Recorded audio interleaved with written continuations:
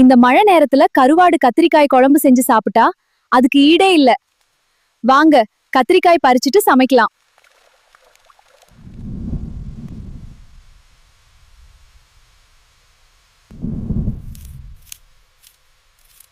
மண்சட்டில சோம்பு, சின்ன வெங்காயம், தேங்காய் துண்டுகள் போட்டு நன்றாக வறுத்து அம்மிக்கல்ல அரைச்சு வச்சுக்கலாம்.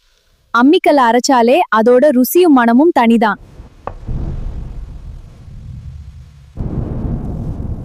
அடுத்தது மண்சட்டில நல்லெண்ணெய் ஊத்தி வெந்தயம், கறிவேப்பிலை தாளிச்சு கருவாட்டை லேசா வறுத்து எடுத்து வைக்கலாம்.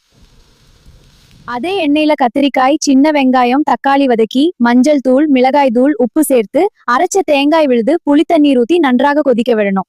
கடைசில வறுத்த கருவாட்டை சேர்த்து சில நிமிடம் வேக விட்டா கமமன் மணக்கும் கருவாடு கத்திரிக்காய் குழம்பு ரெடி. நல்ல கருவாட்டு குழம்பு வசமா சூடான சாதத்துக்கு ஊத்தி சாப்பிட்டா ஒரு வாய் சாப்பிட்டதும் இன்னொரு வாய் கேக்கும். எல்லாரும் சாப்பிடணும்.